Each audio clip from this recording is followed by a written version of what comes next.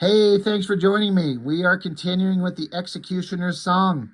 I say this on all of these. This is part 8, and I say it on all of them. I've been having a really good time going through these. I haven't looked through these books for years and years and years, but the stories have stuck with me. And again, once again, to repeat myself, I feel like this was the last big epic crossover on the X titles that I really enjoyed before they started feeling too much over the top, forced on us, and started feeling not just it wasn't quite as fun anymore in the X-Men titles specifically. Um, and I know a lot of people say that exact feeling that I'm talking about when I got sick of them after this, a lot of people started feeling the same way about it in this. And I get it. It's like a 12-part thing, 4 issues across 3 titles, something like that. I get it. But for me, young me at the time, I'm trying to remember, this is 92. So yeah, I was just a young teenager, and I was big into the X-Men and X-Force and all those titles and the story of Cable and who he was and what was going on. I was all about it. So I know there's some of you out there that love this. Danny Bedrosian, my brother, I know you love these. You're into this stuff. So every time I bust these out, I think of you, dude. And that this is something I know at least you enjoy. But in the previous issue, part 7, with all the stuff that went on, it ended with Strife deciding for whatever reason he needed to go kick some Apocalypse ass. So it ended with him facing off against him. And Apocalypse is like, "Who are you?" And he says, as you are the devil of yesterday who haunts my tomorrows, I am the demon of tomorrow who has come for cold retribution. I am Strife. Remember it, for it is the name of the man who is going to kill you. So, big fight between Strife and Apocalypse. Now, again, at the time, I didn't really know it. I mean, I guess I sort of did. You know, when I think about how old I was when these books were coming out, just a very early teenager. So, comic books all felt like these titles felt like they were ancient in as much as they'd been around longer than I've been alive. But I didn't quite realize that, like, I kind of knew that Strife was a newer villain, but I had no idea that Apocalypse was, relatively-ish speaking, a new villain.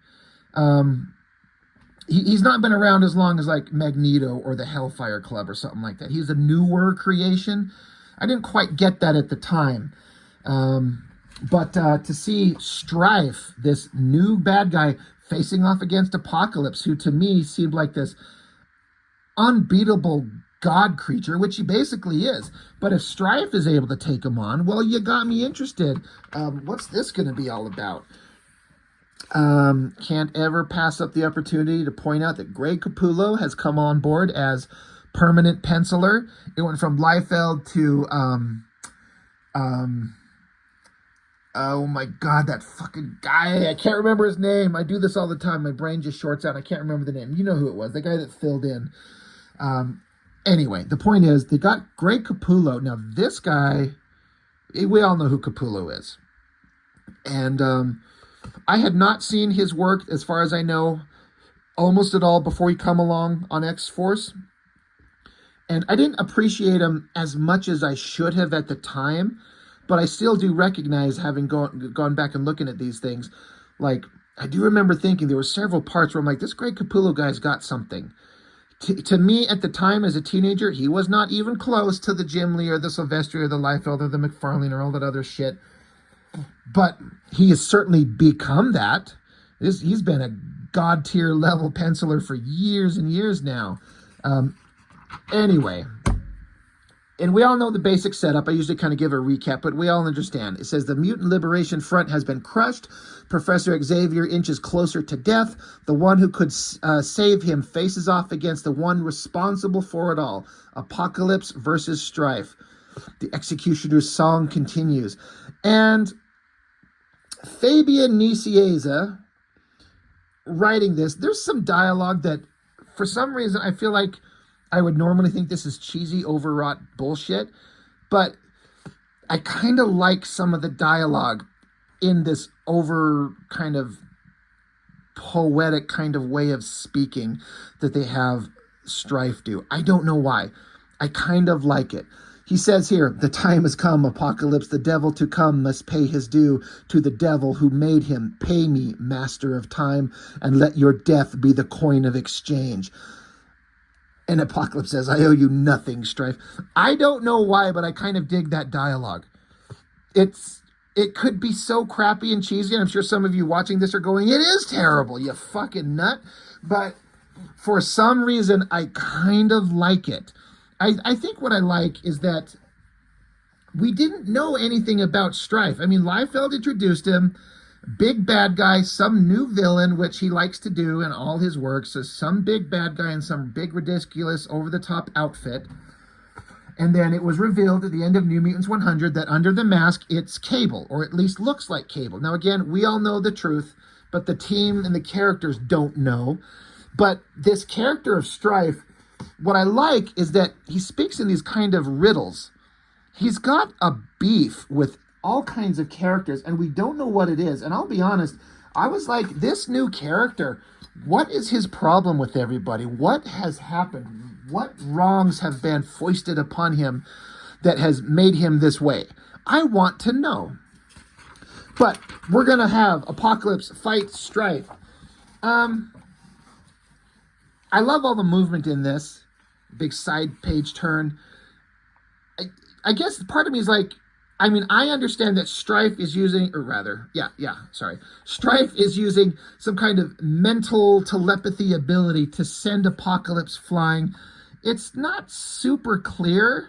And like, why is he bleeding from the mouth? I just feel like if someone who were to read this were to see this might not understand what's going on. But it's just a simple, like, you just have to piece it together. He's getting shot back. He's getting hurt.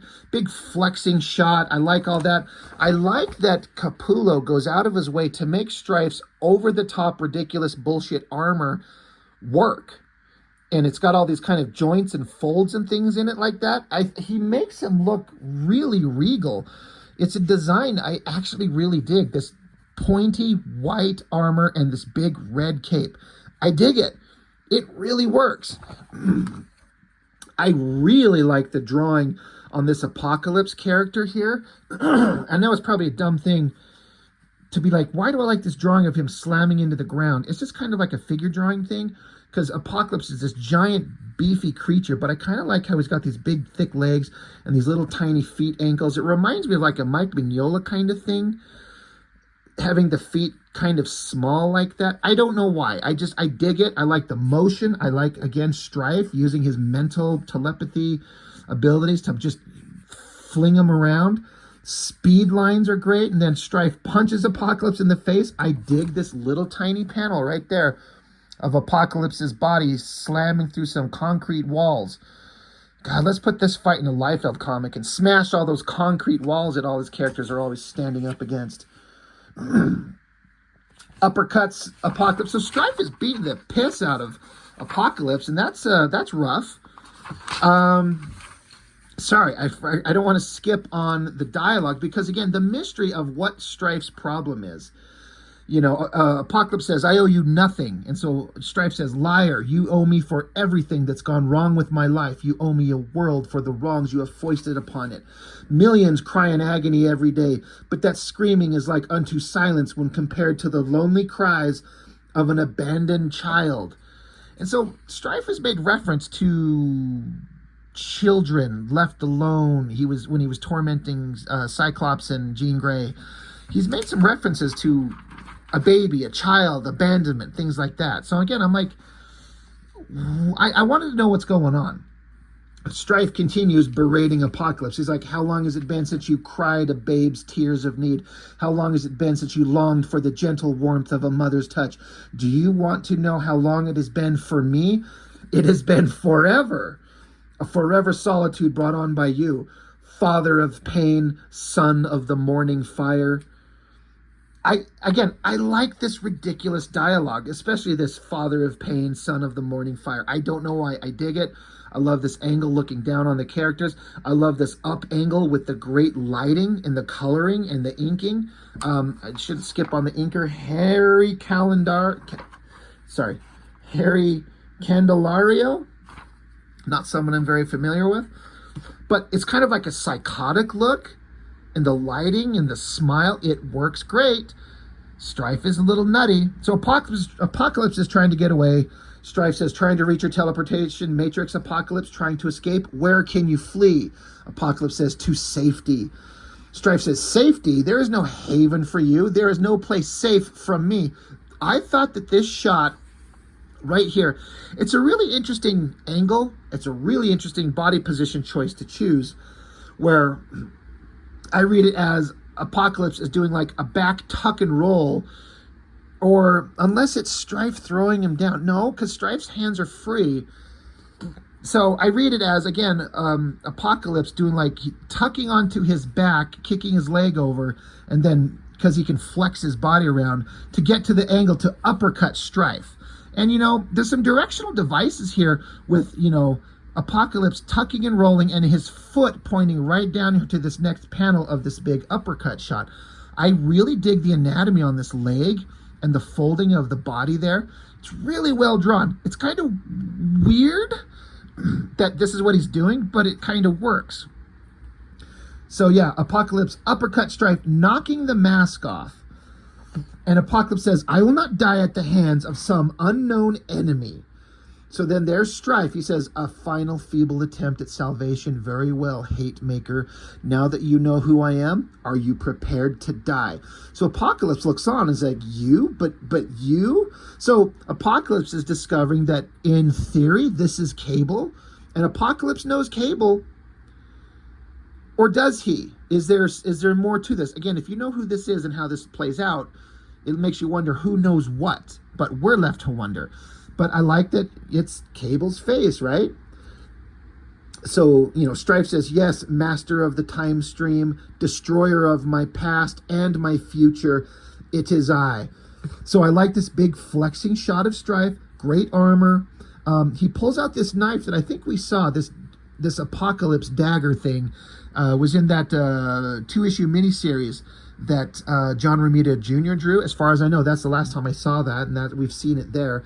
Another great shot of Apocalypse here. I feel like Apocalypse is hard to get right, but boy, does Capullo make it work. I like this character. I like how he's kind of hunched down. It works. I don't know why there's this big box behind Strife and these blast lines, but I don't think I care. It just looks awesome. But yeah, Strife pulls out that dagger and stuffs it right into Apocalypse's chest. Strife says, and now you end, dead outside, dead inside, like me, a man out of place, a man out of time. And so there's Apocalypse with that dagger that, again, we've seen this in that Cable miniseries. And Apocalypse is like, the blade, but how? When I once used it to kill you.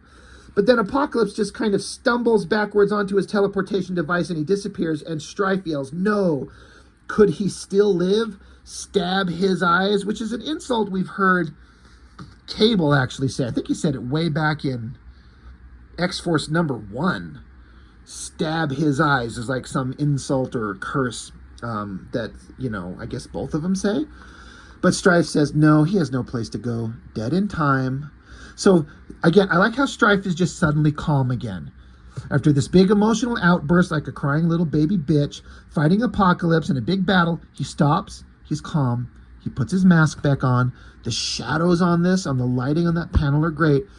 And Apocalypse's Dark Riders, these minions of Apocalypse who do battle for Apocalypse, they're all standing there, and they say to Strife, who are you? And so Strife says, the Dark Riders. You follow the survivor, do you not? They say, yes. He says, the fittest of the species, the strongest? They say, yes. Strife says, who has bested Apocalypse? And they're like, you have. So Strife says, who do you follow? And they say, we follow you. And so Strife just smiles.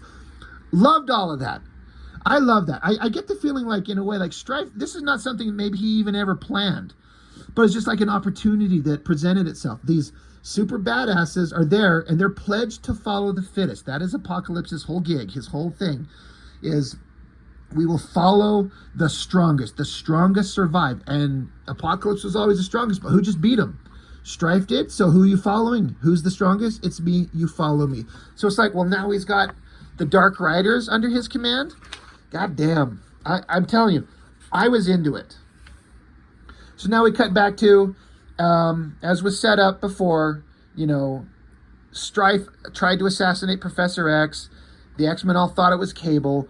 And so they're on the hunt for Cable, and they sent Wolverine and Bishop out. And basically, they just kind of randomly ran into each other, had a big badass fight between them before Cable stopped and said, look, I'm telling you, I didn't try to kill the professor. That's not me. Someone's playing you for a fool. So I'm going to stand here and lower my weapon, and you can kill me.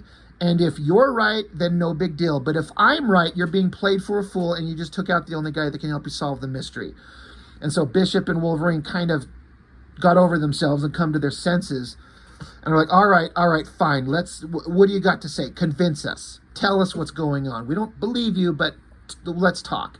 I like how they're up because they teleported to Cable's space station, which is another awesome thing that I like that they kind of threw in here, because we've heard Cable talk about he has this computer program he talks to. It's called the Professor. It's a computer AI, and he's always got this place that he goes to, but I guess we've established it's like a giant space station in orbit. That's pretty badass. I dig that. Bishop is here looking down. I guess that's supposed to be the Earth. It doesn't really look like it, but Bishop is saying so much seems insignificant when viewed from this perspective, doesn't it, Wolverine? And Wolverine says, at my size, Bishop, I put everything into perspective. Besides, I don't need this view to teach me about my insignificance. Life's done a fine job of that lately. So Wolverine's sparking up a cigarette, and Cable was walking by. He says, Logan, put out the cigarette. And Wolverine's like, are you fucking kidding me, telling me to squash a cigarette? But then out of the wall comes a little technological device that says flammable carcinogen material in use, extinguishing procedure activated. So it zips out some foam or something, water, who knows what, to put out the cigarette, pisses Wolverine off. And then I love this panel, the lighting and everything on this top panel up here. It all looks great. Goddamn, Capullo is so good. Even at this early era, 30 years ago, he's so good. Cable says, don't blame the computer. It's just following the programming. Where I come from, smoking isn't considered very smart. Wolverine's like, I don't like you, Cable. I never liked you. I like your house even less. It's got as much personality as you do. And Cable's actually like, oh, more actually. But come on, we got a job to do. So Bishop says, yeah, a job to do to eradicate this man Strife, the terrorist behind the assassination attempt on Charles Xavier. Cable says, more than a terrorist, Bishop, more a force of anarchy, born and bred for chaos, but desperately trying to find a sense of order. Wolverine's like, nice poetry, start talking.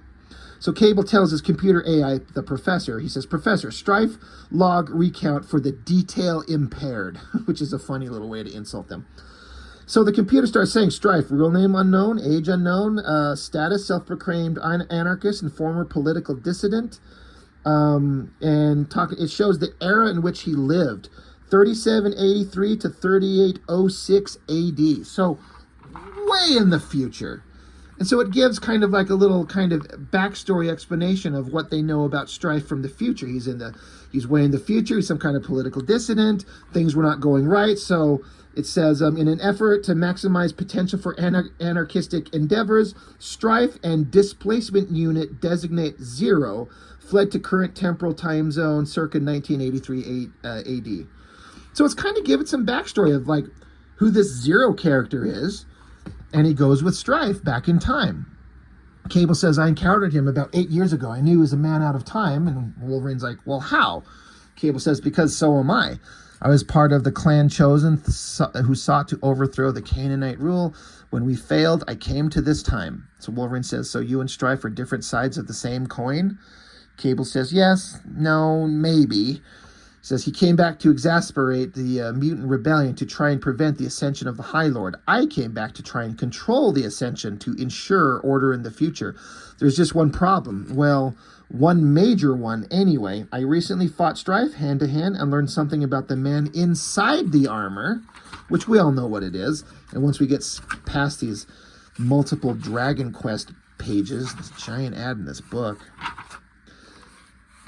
and Wolverine says, well, what's that?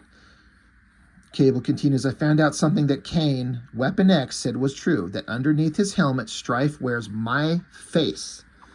Cable says, like, well, then he's a duplicate of you, or Cable of him, Wolverine says. And then, while they're having this conversation, Wolverine tries to spark up another smoke, and then another kind of device comes out to extinguish the cigarette, and Wolverine just chops that thing off. He ain't putting up with that shit again. Wolverine continues, which would explain how Strife impersonated Cable when he shot Chuck. But it doesn't answer the obvious question, why are you and him walking around with the same face? And Cable says, I don't know. So there's a legitimate, I feel like Cable's being honest. He's like, I don't know why he has my face. I don't understand. Now, we will find out why by the end of this miniseries, if I understand everything correctly. Meanwhile, back with the X-Men, from the battle they had with the Mutant Liberation Front, you got Quicksilver, Rogue, and Gambit. They're down for the count. Boom, boom. Somebody broke her fucking jaw so she can shut up for once. And so while they're kind of recuperating and getting their bearings, Havoc asks Cannonball to go down to the danger room where the rest of X-Force has been locked up since they got captured several issues ago because, Cable shot Professor X, and they were like, well, they can't find Cable, so they went and tracked down X-Force. Fight ensued, but the X-Men won and captured X-Force and put them all in jail, which we'll get to in a minute, but Havoc continues on, and Storm and Val Cooper here are looking down with Beast and Moira McTaggart. They're basically saying, this virus is just infesting everything. We don't know what to do. So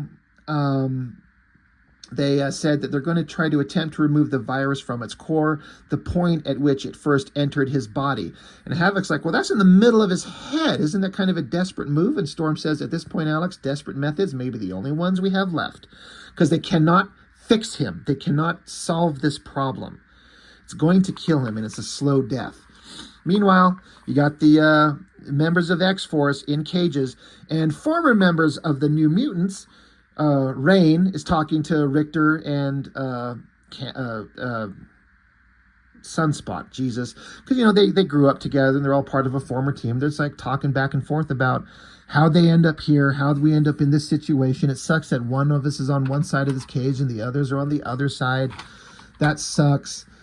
There's this interesting kind of connection between Siren and Multiple Man. I guess they used to be in a relationship somewhere, sometime that I don't know about. But, she's saying in her Scottish accent, I don't believe you can't remember what we've been through, Jamie Madrox, what we had together. And I guess what's going on is that Madrox is explaining, he's like, I do remember, but you have to understand, in many ways, that man wasn't me. And she's like, don't be a tosser, isn't a duplicate still one of you? And so he's saying, sort of, I think, but it's like, I see us on a movie screen. I don't feel it here. He's like touching his chest. He's like, I'm only aware of it up here in his head. So I don't know that story. I don't know where that comes from or what part of it I missed. But Siren and Multiple Man used to be in a relationship, but it was one of his duplicates, not Multiple Man Prime, if there's such a thing. I don't really know if there's a core single one of them and then he can infinitely duplicate. But she was in love with a duplicate. And so this guy who's the Prime one, the main one, he's like, I remember it, but I didn't feel it because it wasn't me. And so it kind of breaks her heart. It's drama. It's fine. Cannonball comes down to the room, and he's like, how's everyone holding up? We just get a shot of all the X-Force team. And they're like, yeah, this sucks. And it's just kind of it sucks that Cannonball gets to be free because he's helping bring in Cable, but the rest of them got to be locked up. Whatever. Back to this awesome shot of Strife. I'm telling you, I might suggest that Greg Capullo has drawn the coolest version of Strife in the history of ever. It just works on every level. The dramatic lighting, the colorist, whoever does that. Let's shout out the colorist on this book. Frenchy Bucalato. Not sure who that is. But I just dig it. I love the coloring on that. The color choices, he's epic. He's stomping around. He comes up to the jail cell where he's got Jean and Scott. He says interior view. He can look inside. And there's almost, I interpret this shot as, it's almost like there's a little bit of humanity in his face, but I guess it could be interpreted any number of ways. He's pissed, he's cold, he's dead inside emotionally. Is he looking on at Jean and Scott with some kind of warm feelings of some type, seeing this couple in an embrace? I like that it's silent and it doesn't tell you. You just are left to kind of wonder. It's adding to the mystery, and I freaking love it. But Strife puts his mask back on, stomps away. Jean opens up her eyes and says, he's gone. Scott says, are you ready? She says, do you have to ask? And he's like, all right then.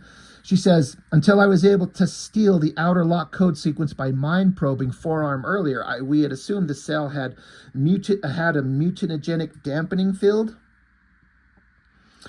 So she was able to use her mental powers to open up the lock and get away.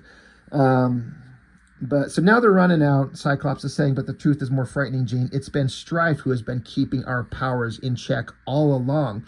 And if he's powerful, if he's a powerful enough telekinetic to keep your telekinetic abilities at bay, what can we do to stop him?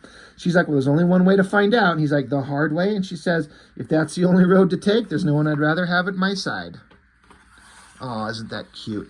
Meanwhile, Xavier's mansion, something comes teleporting in, rocketing in, as you could probably assume. You know, like if we're not stupid, it's Apocalypse.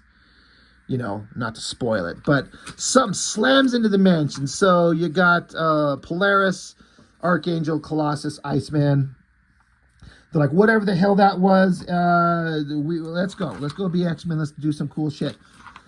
So they get there, a bunch of destruction. They're getting ready, and then they... like, who the hell is this dumbass that would attack our home?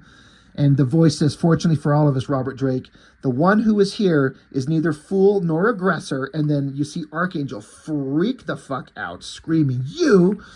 And Apocalypse continues, me, Warren Worthington, my son, and even through the ravages I have endured, I feel pleased to see my greatest creation, my dark angel of death, looking so predatory, so dangerous. A comfort indeed to know such fury is waiting to be unleashed, and that this game will soon come to an end. So Archangel, and if you know the backstory, you know why he hates Apocalypse. He says, it will end, Apocalypse. It will end now. So he fires these wing blades at him, and I love this shot of Apocalypse just holding up his wrist, his forearm rather, and just blocking the blades, stops him there. And Apocalypse says, do you not understand, my glorious child, my bird of prey? I did not come here to fight you. I came, as I said, to end this game. And that means defeating the madman who hurt us all. And the only hope there's is of accomplishing that is for us to battle Strife together.